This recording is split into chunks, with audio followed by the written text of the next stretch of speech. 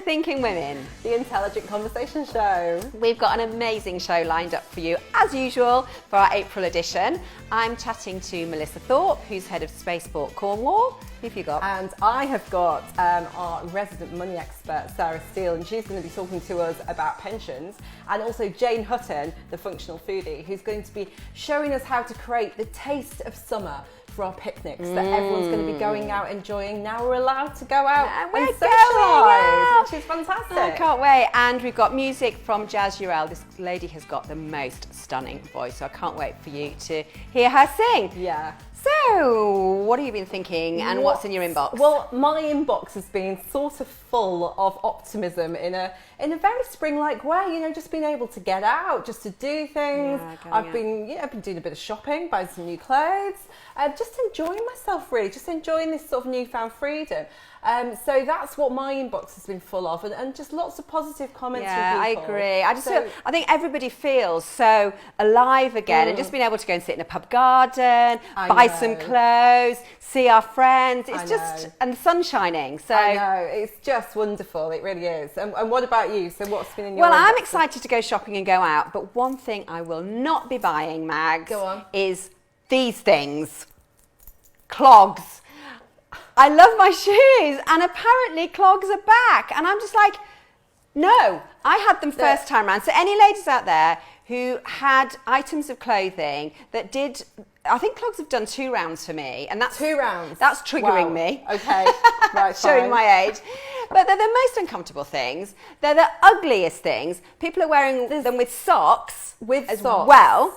Right. Okay. I mean, there's only one further sin than the clog, and that has to be perhaps the croc. But yeah, I mean, if you like clogs, are you into them? If you've got some lovely photographs that you can share, then feel free. I'm sure there's some beautiful clogs out there. We'd be very, very happy to see them. Send them in. Anyway, so over to our first guest. Our first guest is one of the first female space leaders in the world. It's our absolute pleasure to welcome to Thinking Women, Melissa Thorpe, head of Spaceport Cornwall. Welcome, Melissa, to Thinking Women. It's so lovely to have you here. I'm really excited, thank you. So Melissa is one of the first female space leaders in the world. Yeah. Is it lonely up there? Is it No, it's not. It's just an amazing time to be part of the space industry, and I'm so lucky to have this job and to live in Cornwall, in such a beautiful place as well, but also to have some amazing counterparts across other spaceports around the world. So yeah, just incredibly lucky to be in it now. It's a perfect time. So explain Spaceport Cornwall. What are you doing there? Okay, so Spaceport Cornwall is the first ever horizontal launch spaceport in the UK and actually Western Europe. And we're going to be launching small satellites from early next year. And basically that's just to help the UK grasp a bit of the marketplace. So at the minute we build a large majority of the world's small satellites here in the UK, but we can't actually launch them here. We ship them all overseas to launch. And so the UK government wanted to create a launch location in the UK to kind of get that piece of the market. And Cornwall was one of the sites at Cornwall Airport, Newquay. So here we are, we've partnered with Virgin Orbit, which is Richard Branson's small satellite launch company. And we're going to be launching next year with them. So why do we need space? Obviously there's not enough. There's not enough on ground. Why do we need space? Space is, well, I think for one, it's always been this kind of unknown, and humans love unknowns, don't they? They love to explore and pioneer and see what's out there. And so I think it's kind of that last frontier. But really for us as humans, we are hungry for space technology at the minute, from our phones to GPS to communications to taking money out of the ATMs. To driverless tractors that farmers are using, to system navigation for shipping, space technology and satellites. This is all satellite. I didn't realise the whole thing about obviously you get it with the phones, but I read something you'd written about the ATMs. It's all going via. Yeah, it's crazy. It's all communication, satellite communications. And so our modern world is just based on space and space technology and satellites. And it's making our lives more efficient, and it's making us healthier. It's all across healthcare. now, and we even saw with the pandemic, it's across, you know, anything that's from, we have, for example, a company down here in Cornwall that's using satellite data to monitor the growth of refugee camps and is working with the UN on that. So satellites are just across everything now, and everybody uses it, and I think we're not really aware that that we are using it every single day, from a nana ordering prescriptions online to the mum on the school run using the GPS to avoid traffic. You know, we're all using it. Amazing. And just to be clear, you're not an astronaut. I'm not an astronaut. No, and that's me. Would you fancy being an astronaut? I think I'd love to go to space. Right. But I think what we're seeing now is more, you know, civilians going to space, and I'll probably be a civilian. I don't think I'll ever be the astronaut side of it. But you would be first in the queue to get up 100%. there. You're not scared. You're not afraid of up there. No, you know all about it. No, I would absolutely love to see the curvature of the Earth. I think would just be life changing. Space is one of those areas of science and technology. Correct me if I'm wrong, but I feel women are quite represented in your field, possibly more than other areas of space and technology. Is that true? I mean, maybe I listen to Radio 4 quite a lot, and they seem to have a lot of female astronauts on there. But is that true? Yeah, I think you're starting to see more and more of that. And I also think there's a push and a trend to try and get more women, the profile of women in that area across all the media, just to try and inspire more girls to get into it. Because with any kind of engineering and STEM career, we're starting to see a shortage of the skills that we need. So we need more people to get into it. And when half the population, girls, aren't maybe necessarily being supported into careers in that area, or they might have kind of outdated perceptions of what a job in STEM is, then we're losing out on, you know, potential talent. And so my passion is trying to get more girls to get into STEM and to break down kind of those myths and barriers to the industry. My background's aerospace, so I was more aviation, and that was pretty much, I'd often be the only female in the room a lot of the time. And moving into the space industry, there's way more women in it, which is great. And the challenge is, I'm presuming, being the only woman in the room, still, I would imagine quite a lot of the time, does it pose challenges, or are you accepted? Do they give you a harder time? Is it tricky? I think I'd be lying if I said it didn't have challenges. I think being quite young and female, you know, I think people assume you're something when you walk into a room, and in the past I've been asked to make the coffee right away and things like that. But I think I've kind of tried to use that now, and I love surprising people. So I think if they have an expectation and then I just go and they're just like shocked at Could you make the coffee? And you're like, no, actually, I'm leading the conference. Yeah, so it is kind of fun. I've tried not to let it get me down, and I think things are changing. But yeah, there's been definite challenges, and I think becoming a mother as well, and you know, the kind of weight of parenthood tends to a lot of the time in the household falls on the mum no matter what. And so I think there's challenges for women in any industry. So I think, you know, there's kind of multiple challenges there, but I'm embracing it now, I'd say, and just kind of pushing it and going for it. And I use humor a lot of the time, and rather than kind of, you know, sit in a meeting and be disgruntled because it's all the men talking, I'll just say, oh, okay, you know, and I'll call it out in a funny way. So I'm trying to use that a little bit more. Humor is the answer. Definitely. Yeah. Well, whatever it takes, I suppose. But, you know, would you encourage, you've got daughters, would you encourage your girls to follow your path? Yeah, 100%. They're both very strong-willed, independent girls, and that's what we want. It's hard to parent girls like that, definitely, but that's what you want to send out into the world. And I think my message to them is, you know, they're both quite girly, and you can be girly, but you can still be able to name a rocket and the different kind of aircraft and be interested in engineering. Like, you can be both. It's not about being one or the other anymore. And I think what I've always said is my daughter loves to, you know, wear her NASA t-shirt and a tutu. You know, she wanted to be an astronaut ballerina for years, and that was her goal. So, you know, having both those sides of you, I think, is something to be kind of championed. I love that, and not stereotyping. You know, it's always great to have women in leading roles, but perhaps in the past sort of 20 years, maybe you've had to dress a little bit differently. Maybe you had a haircut shorter. You know, and you're definitely leading the way and going, you know what, we can be feminine and powerful. Definitely. Yeah, and I think, you know, that's you can hold a room.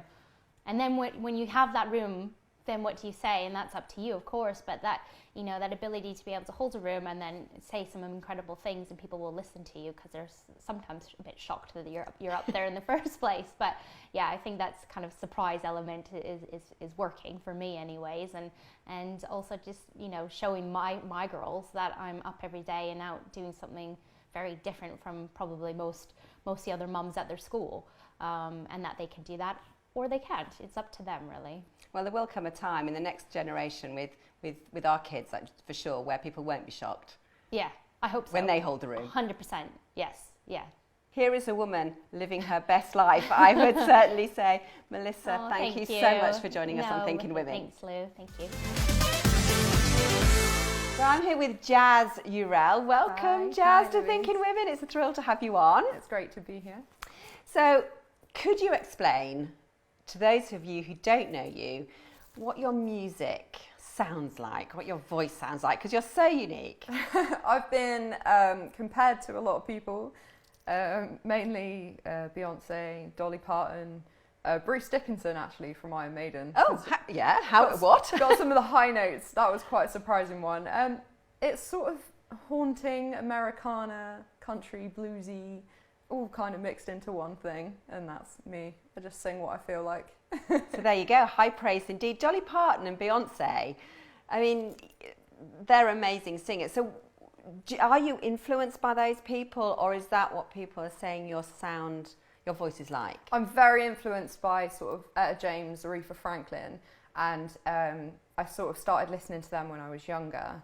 Then I moved on to sort of Destiny's Child, Beyonce, and then into metal and heavy rock and roll, and it all kind of just, yeah, and then I discovered country music and sort of wanted to make it my own thing, sort of go with everything. Well, with those influences, that does explain why you are so unique then, because you haven't followed just one line of musical influence then. You've literally been a melting pot for you.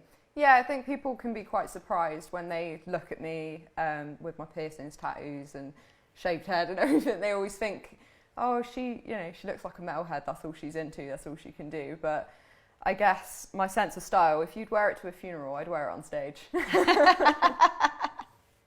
I love it though, but then it is important, isn't it, to have your own unique style. Do you think that's a thing for women, or is it something across the music industry that you really have to make your mark with the way you look as well?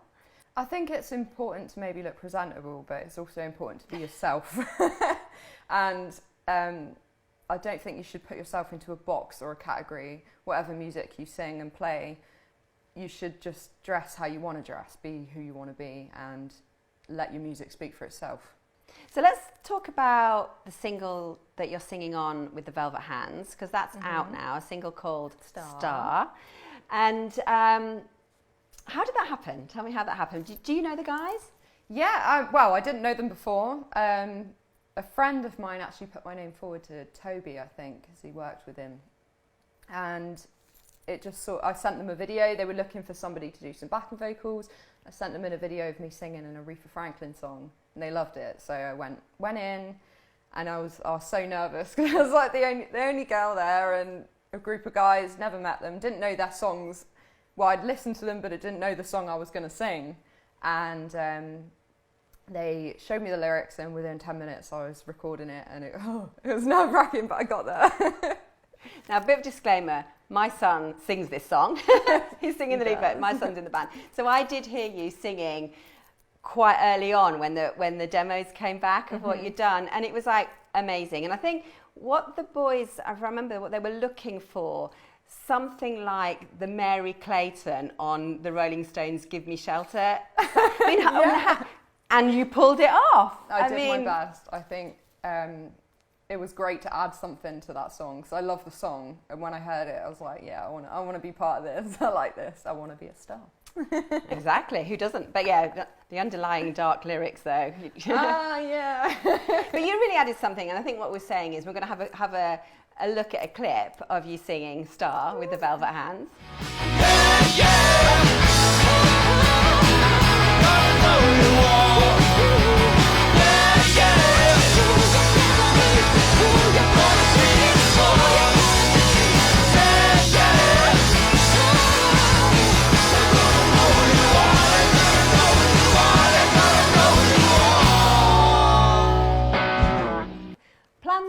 2021? What have you got in there?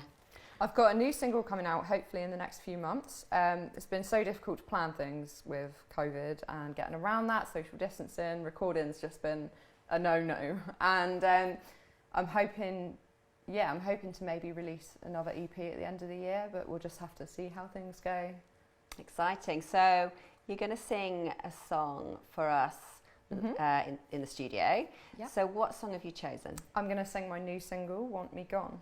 What's that song all about? Want Me Gone is sort of another song about my battles with mental health. It's sort of a love letter to my sanity. I'm wanting it to come back to me, and any day now would be great. So yeah, that's what Want Me Gone is all about. Oh, amazing, Jazz. Thank you so much, and thank you for coming into the studio. Thanks for having me. And here she is singing Want Me Gone.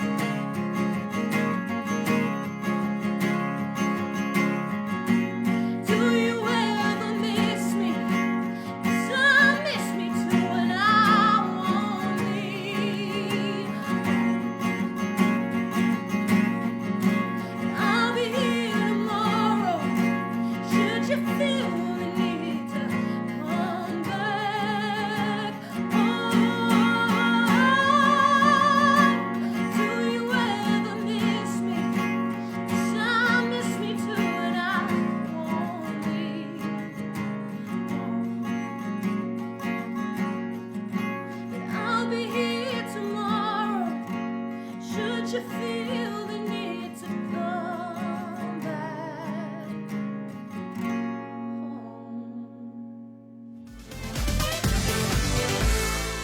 So that dirty word pensions is raising its head again.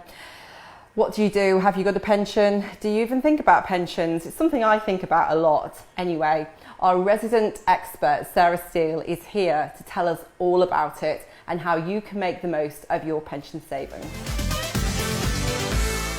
Hi everybody. So last time I spoke about saving into ISAs, and this month I promised to make pensions simple. Now, if the word pension makes you switch off before we've even started, just think about it as a savings pot for the things you want to do in later life. Because on average, we live until age 85. So if you choose to stop work at age 65, we're going to have 20 years to live without that work income, which is why we need to start to save now. Now, the great news is that the government gives us a helping hand with our retirement savings. If you've worked and paid national insurance for 10 years, then you're going to get some state pension. If you've paid national insurance for 35 years, then you'll get the full state pension, which this year is just over £9,000 a year. But for most people, we need a little bit more than that to live on to do the things that we really want to do. And that's why nowadays, all employers have to provide a workplace pension. They've got to automatically enrol you into it and pay contributions for you. And the thinking behind this is that the earlier we start to prepare for our retirement, the better prepared we're going to be when it happens. To encourage us to save into our pensions, the government gives us tax relief at our highest rate on the contributions we pay in. Our savings then grow tax-free, and then when we choose to take our money out, we can have up to a quarter of it paid tax-free, and then the rest is taxed just as if you'd earned it like salary. Now, how much you're going to need in your pension is going to depend on the lifestyle that you want. Most people aim to have an income in retirement of about 2/3 of that they had when they worked. Now, how much you're going to get from your pension savings is going to completely depend on how much you pay in, how much your employer pays in, how much that pot grows by, and then take away any charges that are applied. Now, at the moment, you can take your money out of your pension savings pot from age 55, but that is going up to 57 in 2028 because on average, we're all living a little bit longer. So if you're thinking, okay, maybe I should be paying a little bit more into my pensions now, let's see if this can help. If you started paying an extra £30 into your pension at age 22, you could have an extra £30,000 in your pension pot by the time you get to age 65. That's a lot of nice holidays if you want them. If you're nearer to 40 and thinking, I'll now start putting an extra £30 a month in, you could still have an extra £14,000 in retirement if you paid that in. Now, if you've got any questions about pensions, just send them in to education@betterwithmoney.com and we'd be really happy to answer them. So happy saving for your pension. Thanks, Mags. So the picnic season is upon us. Lockdown is coming to an end and now is the time to get into the gardens, to get into the parks and to share lovely food with the people that we've not seen for so long. We're so delighted to have Jane Hudson with us, the Functional Foody. She's back. You might remember she was here probably about a year ago. You did a little Christmas thing for us, didn't you? Your first show. Our first show, in fact, yeah. So Jane's back today and she's going to be showing us how to create a mouthful of summer. And it is a pea guacamole, is that right? It is indeed. Pea guacamole. Okay, yes. so over to you. What have we got and what are we going to do with it? Well, working as a nutritionist, as I do, pretty much every client I see is a busy woman. She's a busy working woman, sometimes with younger children, sometimes with older children. But either way, the problem I get all the time is what can I eat that's tasty and it's nourishing and it's not going to be faffing around and it's easy and fun. Yeah. And this just ticks all the boxes on that score, as well as health and taste, because I can't tell you how delicious this is. And, you know, it is a mouthful of summer because it's based around peas. And we've got literally here a bag of frozen peas. Now, I would never have thought to do anything more exciting than a bag of frozen peas than put them with some potato waffles and some fish fingers, probably. So this is all exciting and new. And what else have we got here? So I can see we've got some limes. Yep, so you've got the peas as the base of the guacamole instead of avocado. Obviously, avocados are fantastic, but peas are incredible for this. Limes really make everything sing. Yeah. You know, limes are fantastic. Better than lemons. They've just got a slightly different flavour. Yeah, more zing. Yeah, and they give us that vitamin C as well, and that lovely burst of anything citrus. Seasoning, of course. A little bit of garlic is nice, not too much. You can use smoked garlic if you want to. And cumin, which is perhaps an unusual herb, you think, to go in something like, you know, like a dip, but it does mix very well with the peas and the limes. And of course, the obligatory mint. Lovely. 2 different types of mint here, actually, and spring onions. So, And they're at your garden, you say? these, yes. Yeah, And well, so's the mint, actually, yes. So Lovely. I picked these this morning, pulled them out of they're red spring onions. I grow a lot of red vegetables because, again, you get more antioxidants. Yeah. Eat the rainbow every day is what we want. So, Absolutely. lots Yes. of green here and a little bit of red, which is really Brilliant. good. Brilliant. And this mint, 2 different types of mint. You could use coriander, basil, anything you like. But I think pea and mint, what's not to like? Perfect. Fantastic. Okay. So, first thing to do, obviously, is you just get your frozen peas. If you've got fresh peas, blanch them. Fantastic. But this is a taste of summer because peas, for me particularly, I don't know about you, are just summer on a plate. And this literally Always. is a bag of frozen Yeah. peas into the liquidizer. Yeah. Goodness me. I mean, my kids would adore this. This is just cooking heaven, really. And you just, you know, literally just whiz this up. I'm doing double batches because we've got a big hungry studio here as well. And once you taste this, you can't stop. I mean, Right. literally, you can't stop. Trying to get these very gently in here. Whoop. Always escape. Let's get them in. Should have put them in a jug, shouldn't I? There we go. And the great thing is, I mean, it's not unhealthy. Everything here would is just put those totally, Yeah. totally healthy. So The escape peas. if And- you can't stop, it's okay. It's veg and Absolutely. it's green. And this is great for kids to make as well. Yeah. Because, you know, apart from the chopping, and it's really up to you how much you want your children to chop or not. And when you're blitzing everything, you're just chucking it into a blender. Yeah. And that's that. And of course, the children are meeting up as well for their little play dates. And last week we had, I took the twins to meet some friends, and they wanted to take a picnic and they wanted to share food. So this is a really great thing for them to make and be able to do with their friends, which is lovely. Yeah, because kids love peas.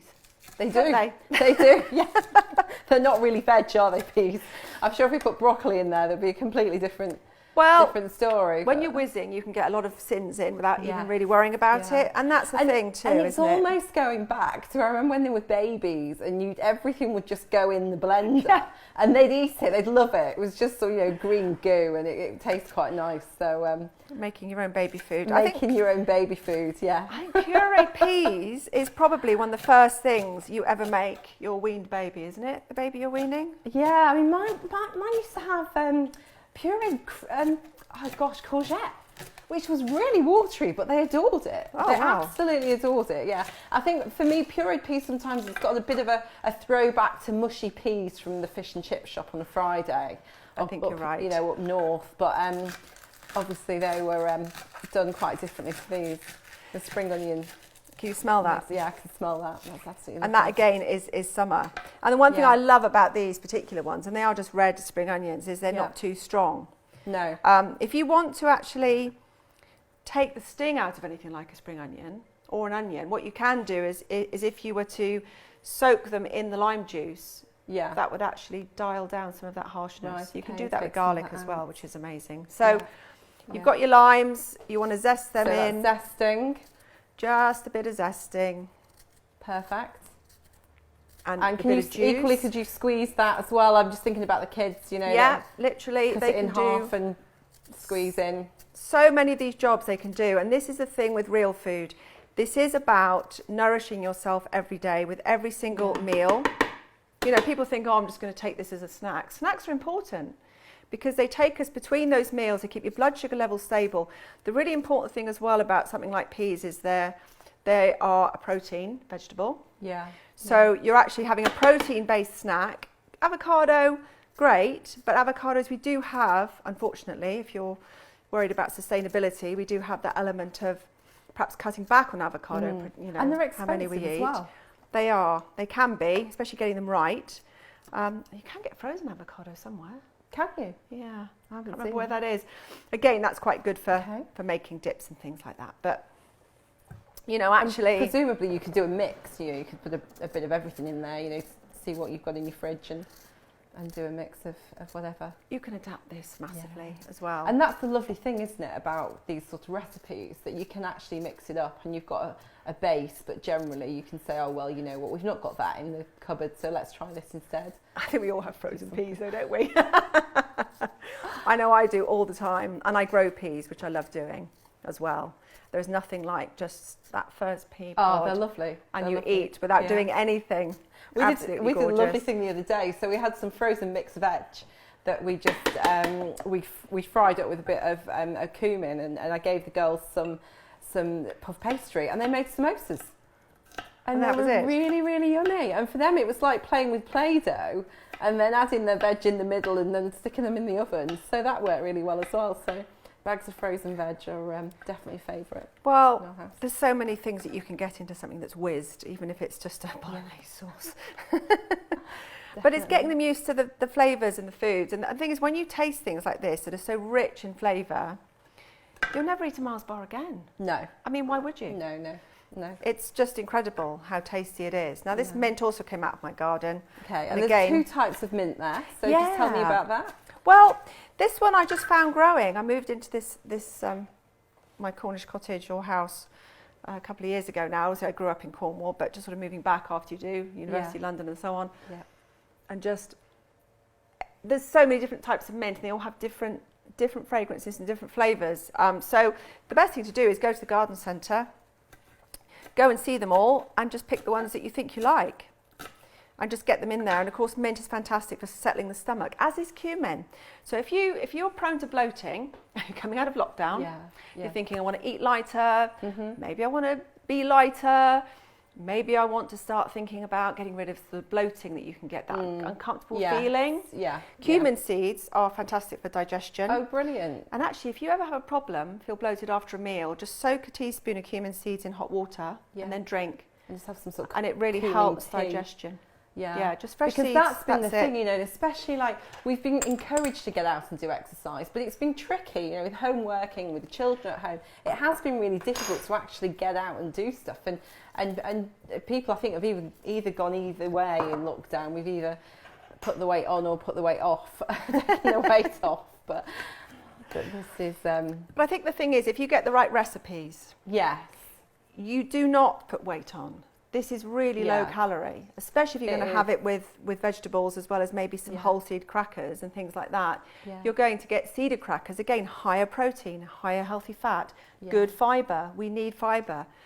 So if you're sort of worried about whether you've got a problem with gluten or you've got a problem with bloating or you just feel sluggish, get really fresh food down you, and that is all you need to do. And there is something, isn't there, about sort of eliminating stuff and going right back to the basics.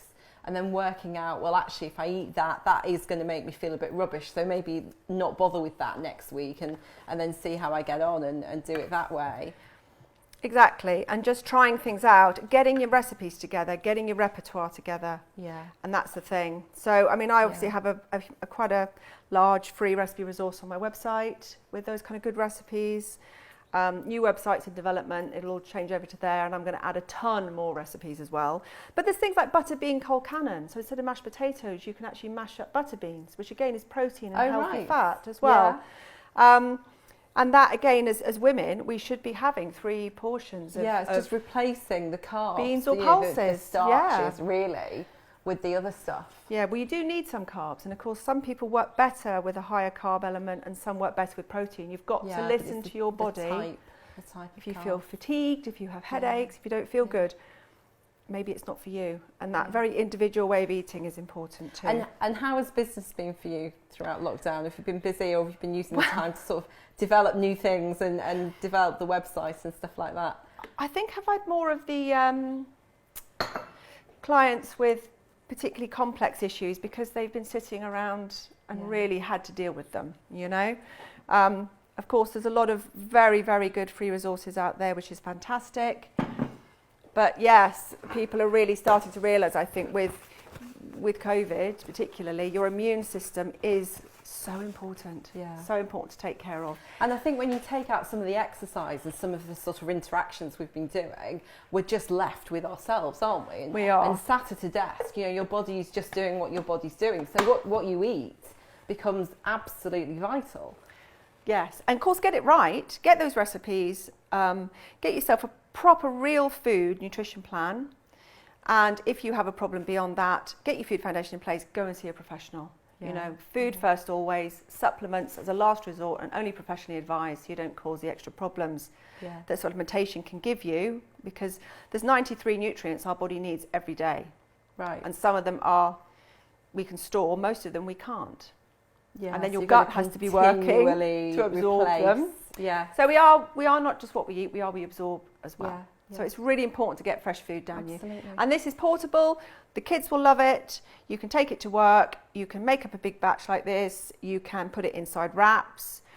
You can put it on toast instead of avocado, and even put your eggs on top. So it is basically it's hugely versatile. It's the replacement for the avocado on toast potentially. Well, avocados are great, but maybe just have them once a week instead of lots of times, you know. Yeah. And get the smaller ones because they're much better. Yeah, to get the perfect avocado as well. So are we ready to whiz? So this is going to have a bit of a whiz round. Yep. How long again? How long will that be in there? Till it gets small enough. It does, doesn't it? Yeah, it shrinks. Pulse it around. Yeah. And of course you can have it in a really rough like this, or you can whiz it right down. It's entirely up to you. Like this, it's almost like a salsa. So you could even add other things to it then at that point. Yeah, and presumably you could put chilli in as well if you give it a bit of a kick. Yeah, you can do. I always say to people, I'll give you the base recipe, which is fantastic, but adapt it and make it your own. Just do whatever. Let's give it another one.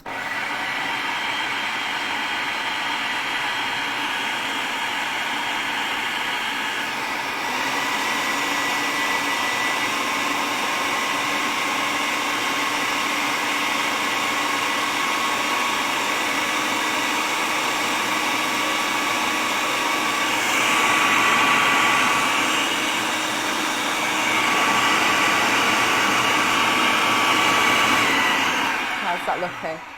And what I quite like is because we've got the red spring onion in there, there's a bit of colour as well. Taste. So it's not just the green. Is that okay? Yeah. Amazing. Right. Well, in terms of serving, so what would we serve this with? Well, for me, I think it's let's get that one out of there. Obviously, you know, you can have vegetable crudités as well. Yeah. Should I step away? That's all right. All sorts of vegetable crudités here. Yeah. But it's good to have some form of carbohydrate, which you get in, you know, carrots are carbohydrate basically. 2 carrot sticks. Cucumber circles are much easier than sticks to scoop things up with, of course.